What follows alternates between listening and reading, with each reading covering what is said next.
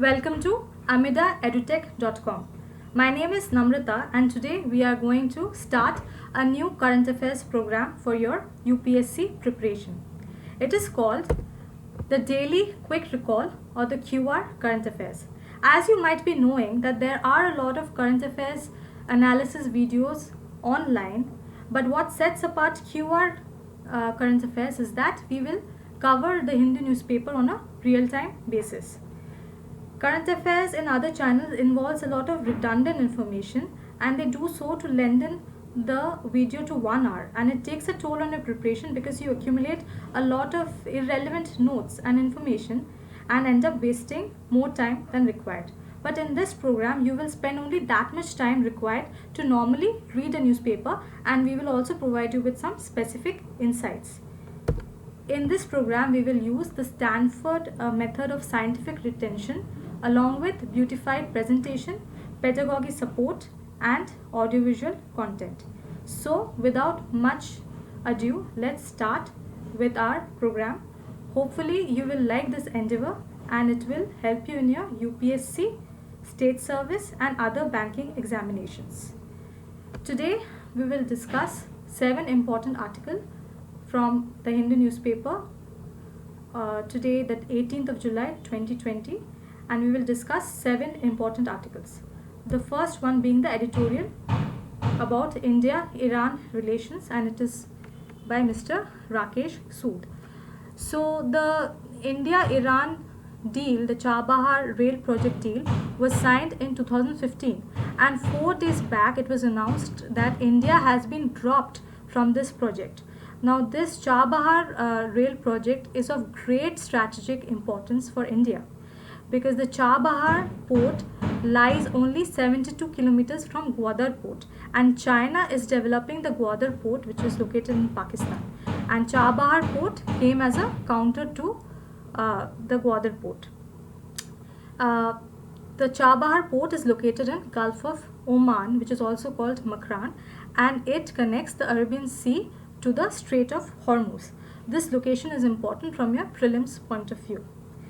So why is this port so important? Because India can bypass Pakistan and directly trade with the countries of West Asia and Afghanistan.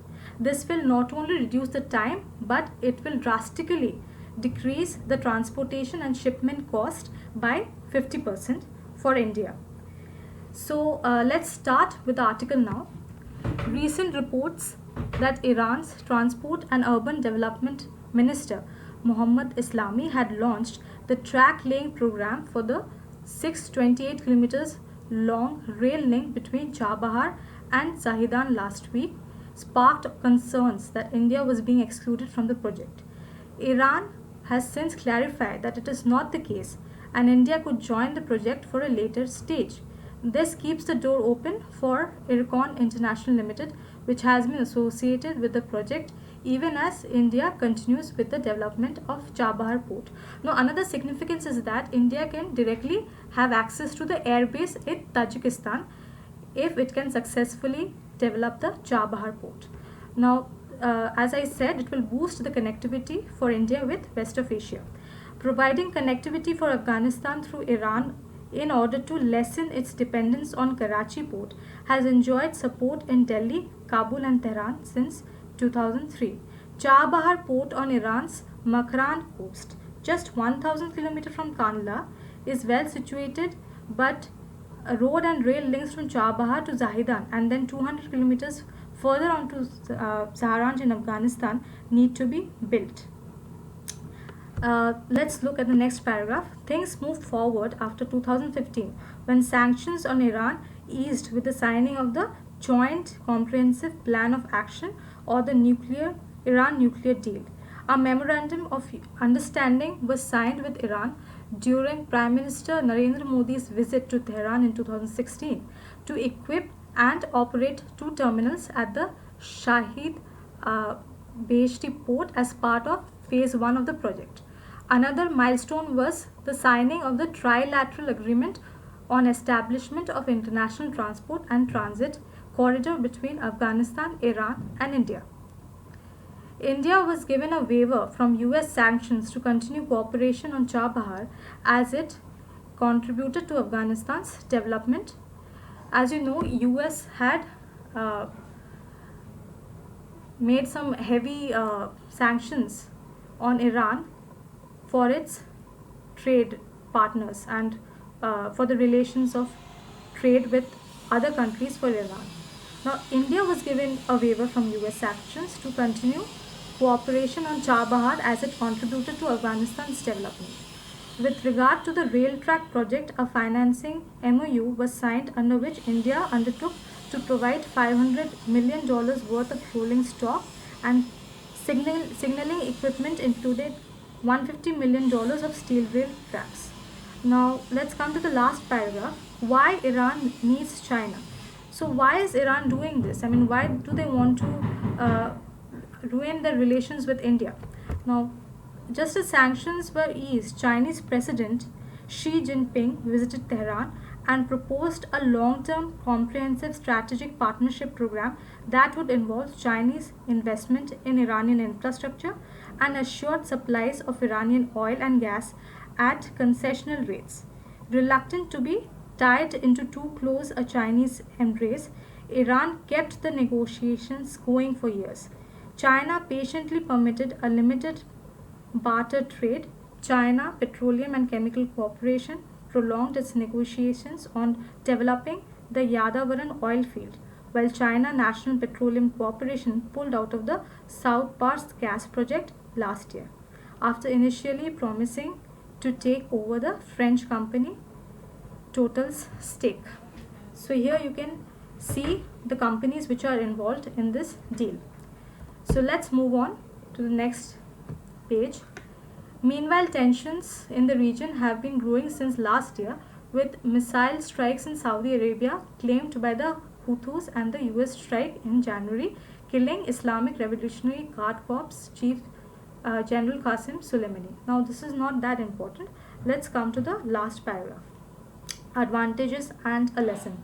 Iran may well be considering a long-term partnership with China, but Iran negotiators are wary of growing Chinese mercantilist tendencies. It is true that China has greater capacity to resist US sanctions compared to India, but Iran realizes the advantage of working with its only partner that enjoys a sanctions waiver from US. So India is the only partner for Iran which has been given a sanctions waiver from the United States. For connectivity for landlocked Afghanistan, Iran and India also share an antipathy to a Taliban takeover in Afghanistan. So India also has good relations with Afghanistan, and this project will boost the connectivity and the relations further. This is why Iran would like to keep the door open. Nevertheless, India needs to improve its implementation record of infrastructure projects that it has taken up in its neighborhood. There are numerous tales of Indian cooperation projects in Nepal, Bangladesh, Sri Lanka, Myanmar, etc., suffering delays and cost overruns that only make it easier for China to expand its footprint in India's neighborhood.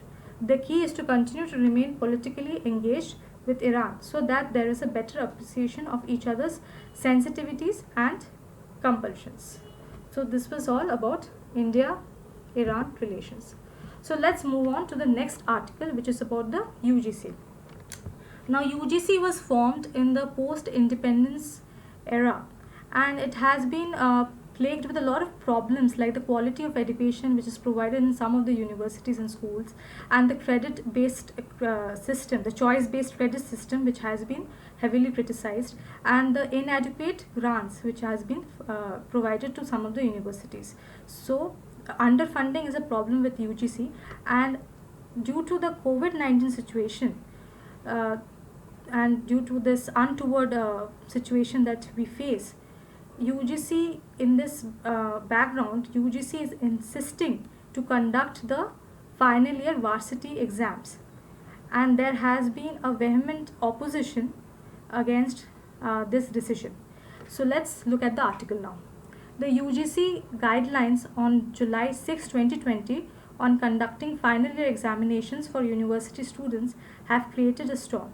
The Commission's insistence on online or pen paper or a blend of the two modes in conducting examinations, albeit with a much delayed timeline, has been widely criticized.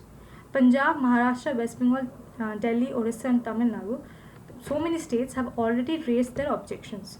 Uttar Pradesh has announced that its universities will hold examinations. Delhi University students have termed the decision arbitrary and discriminatory and have challenged it in the Delhi High Court. Now, university exams are important, but in such a situation, conducting exams will not be a good idea. And in India, the problem is also the examinations are merely they are a test of ability of a student to recall the facts or information rather than understanding of those facts or ability. And this has been pointed out in this paragraph, the ground realities. The ground realities.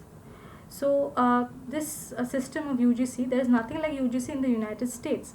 The UGC was fundamentally meant to be the fund granting institutions, as is clear from its nomenclature.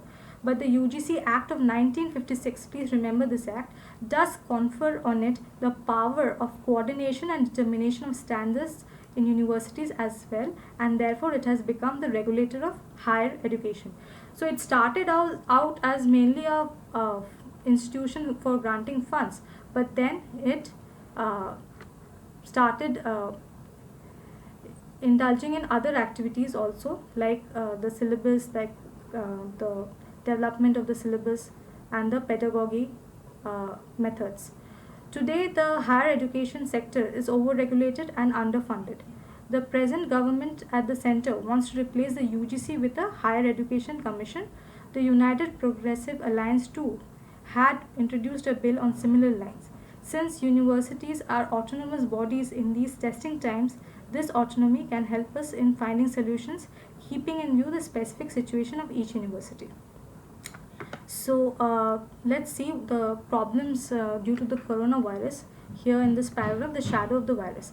India has just attained the dubious distinction of having 1 million cases of the novel coronavirus, and a number of states are bringing back lockdowns of various types. So the September 2020 deadline does not inspire much confidence. If the virus continues to spread, no university administration will be in a position to announce examination, and students will continue to be in a limbo about their future.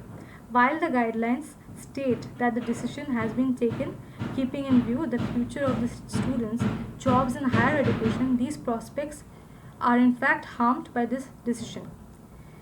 In normal circumstances, examinations would have been conducted and either results announced or provisional certificates given by this time. These help students who are graduating confirm their admission in institutes of higher education or report at their places of employment by furnishing proof of them having completed the course. The current system does not provide for any such possibilities. So let's look at the last paragraph. We expect that better sense will prevail and the UGC will eventually take the decision that would be equitable, fair, pragmatic and beneficial, and not one that is risky and exclusionary of any set of students. Unprecedented times call for bold steps and unprecedented decisions, and the UGC must act accordingly. Let the voices of sanity be taken into account and results be declared taken into account, student performance in earlier semesters and internal evaluation of the final semester. Let the mental health of students and their anxieties be taken into account. Heavens are not going to fall if we discard the examination centric view, at least in this emergency for one semester. So in this time of coronavirus, their UGC must think upon an alternative way of conducting exams, because writing the paper in this situation would be very risky, as it could expose the students to the virus. So they should come up with a alternate form of marking and grading the students. So that's all in this article. So some bad news for India, that India has hit the milestone of 1 million cases for coronavirus. India was hoping that the extended lockdown alone might help it to win the battle against novel coronavirus, but the microbe has been spreading with renewed vigor. So much so that on July 16th, the number of confirmed infections and deaths crossed grim milestone 1 million and 25,000 respectively. So there have been 25,000 deaths in India. So it won't be very soon that we will surpass Italy. If it took 109 days to reach 1 lakh cases but just 15 days to double, the days taken to add each additional 1 lakh cases have been shrinking. The last two additions of 1 lakh cases to reach 1 million took just 3 days. So you can see that the additions of new cases, like per 1 lakh cases, that is increasing per day. While the rising fresh cases reported each day could be ascribed to increased testing, the underlying reason for the case rise is undoubtedly the widespread of the virus in the community. With surveillance not being commendable, the 10.3% test positivity rate nationally in the last few days shows that a very large pool of infections remain undiagnosed. So let us look at the how some of the states are faring. Kerala, Karnataka, and Andhra Pradesh, which initially appeared to have contained the virus spread, have seen sharp surges. If Bengaluru bucked the trend in the early stage, it has become a standing example of how the cookie crumbles when cases spike and the system is not fully geared for the challenges. Aggressive tracing and testing helped Chennai reduce the surge, but the coming days will reveal if its 12-day lockdown in June had greatly contributed to this. While Delhi appears to have hammered down the test positivity rate in recent weeks, over reliance on rapid antigen tests, which have low sensitivity, raises concerns about true case detection.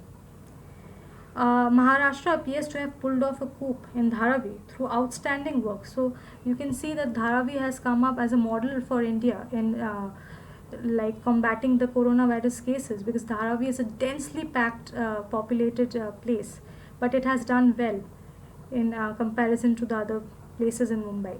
But like Tamil Nadu and Karnataka, the state has been witnessing a spike in other districts.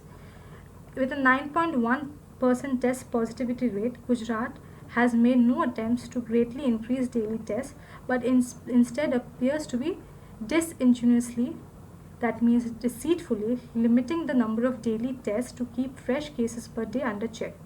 Telangana too, with a test positivity rate of 18.4%, has made no great effort to increase daily tests, which have crossed 13,000 only in the last couple of days. Telangana defies the trend of rising cases during the pandemic, raising serious concern amongst its numbers.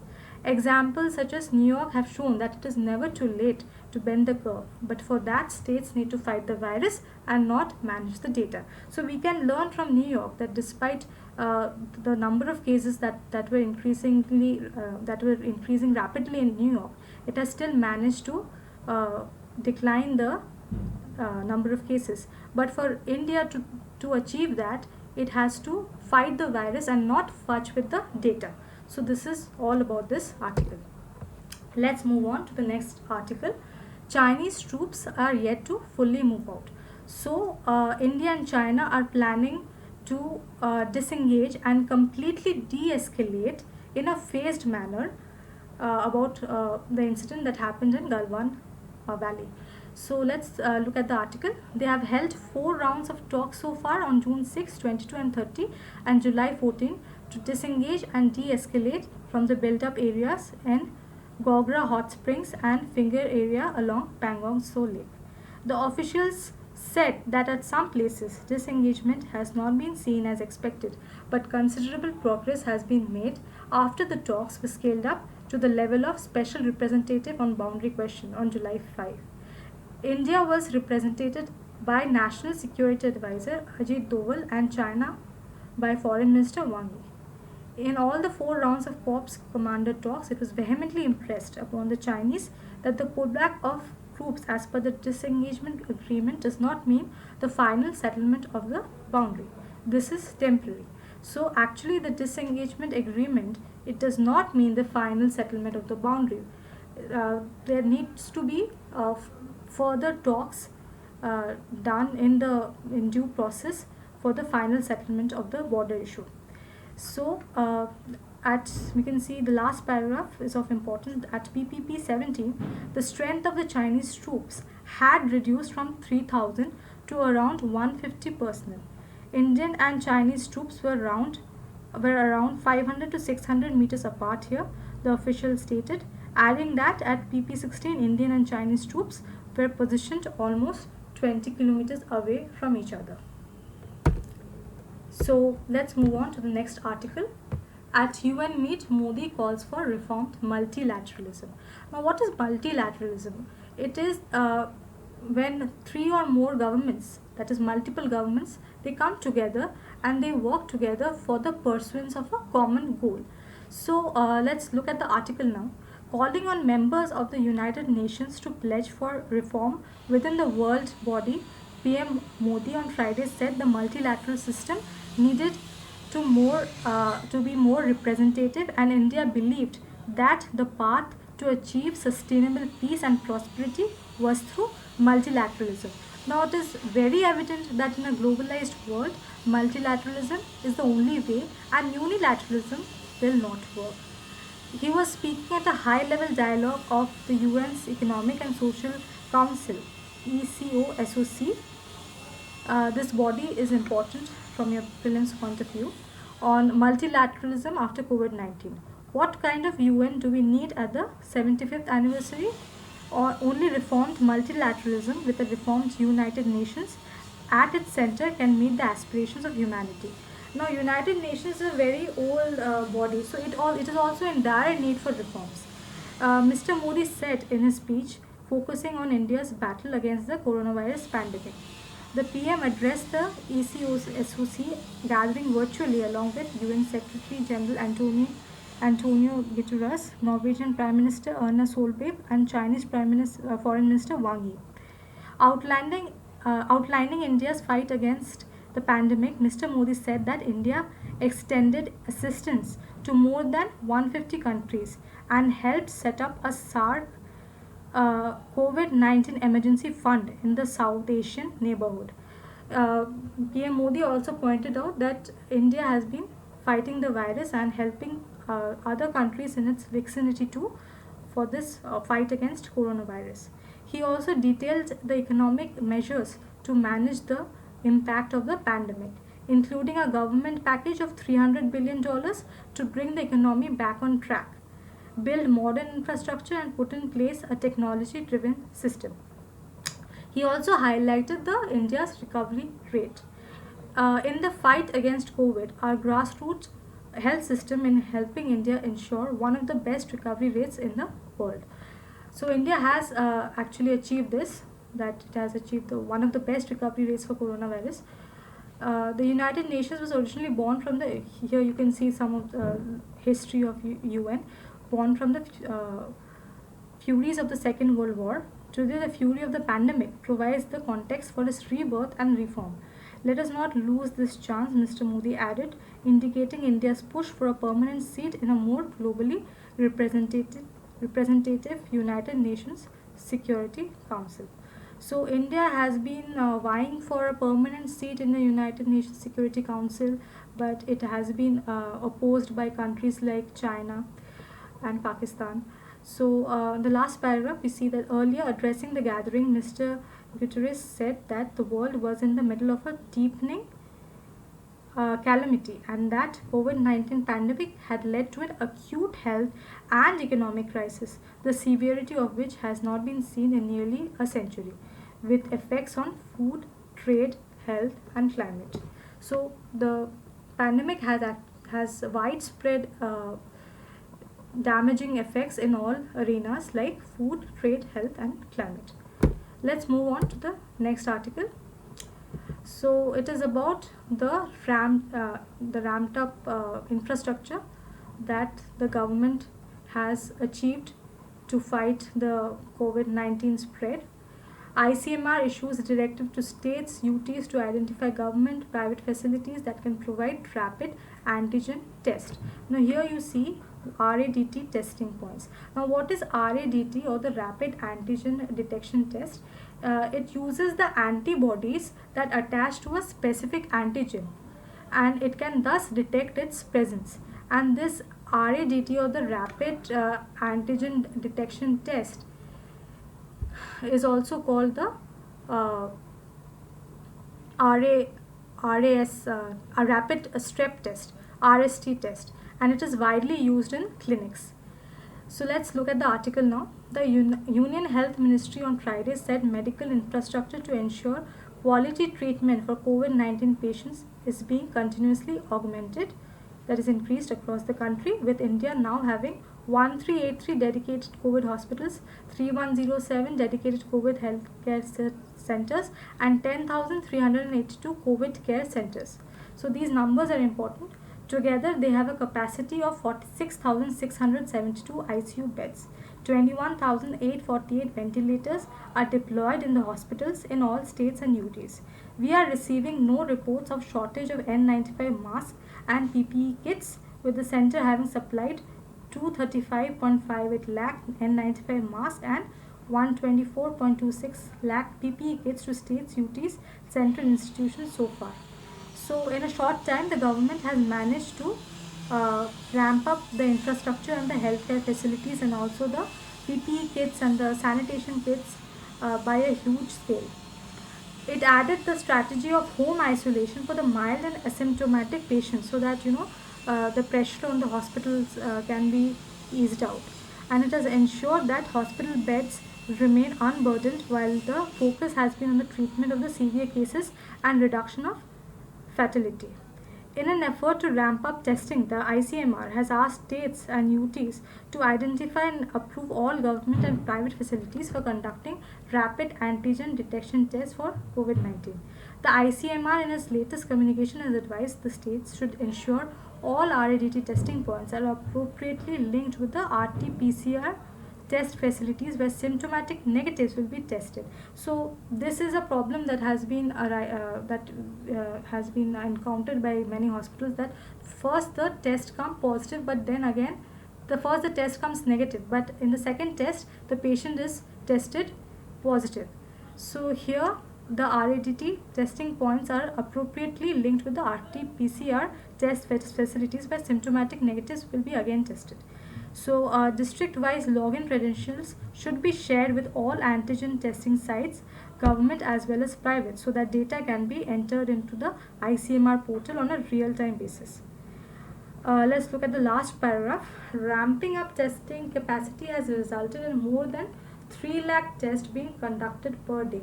This is a huge achievement for India, that we are able to conduct 3 lakh tests per day, and 3,33,228 samples have been tested in the last 24 hours. So let's look at the last article for the day. It is about Hong Kong and Taiwan. Now, Hong Kong was taken by the British colony. It became a part of the British colony in 1842, and it gained its independence, and it was given back to mainland China in 1997. Though it was given back to China, but Hong Kong maintains a two systems and one country policy. What is this two systems policy? It is that the administrative and the economic system will be separated from that of the mainland China's.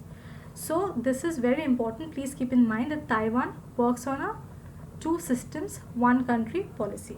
So recently there were news that some of the envoy of Taiwan, some officials from Taiwan, they returned back to their country from Hong Kong. They returned back to Taiwan, and they refused to sign the documents. Now, what is this document? This is the One China document. Taiwanese officials in Hong Kong have been told their visas will not be renewed unless they sign a document supporting Beijing's claim to Taiwan under its One China policy, said a person with direct knowledge of the matter. The move comes after Taipei criticized a new security law imposed on Hong Kong by Beijing and opened an office in Taipei this month to help people who may want to leave Asian Financial Center. Several Taiwanese officials at its de facto Hong Kong consulate, who were due to renew their visas, have been asked by the city's government to sign the document said a senior Taiwan official with knowledge of the matter. The official said the move was unprecedented and presented an unnecessary political obstacle for Taipei Hong Kong ties. They won't issue the visa if we don't sign the document. We will try our best to defend our stance. The Hong Kong Immigration Department said it would not comment on individual cases, but added that it acts in accordance with the relevant laws and policies when handling each application.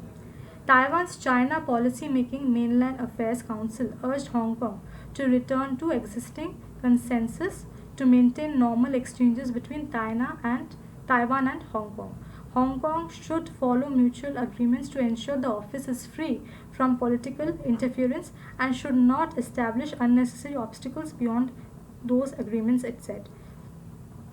The source declined to say exactly how many Taiwan officials were asked to sign the paper, but said its acting chief, Kao Ming-soon, had returned to the island late on Thursday after he refused to sign the document upon his visa renewal. So this shows China's expansionist policy and its assertiveness on the region of Hong Kong. So with this, we end today's session of current affairs. Please like the video if you really like it, and share and subscribe. Share it with your friends, and do let us know in the comments if you would like some other inputs, or if you can provide some kind of feedback on how we can improve this channel.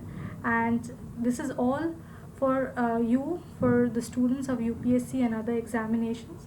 So please feel free to drop any comment which can help us to make this program better. So thank you so much. I'll see you tomorrow.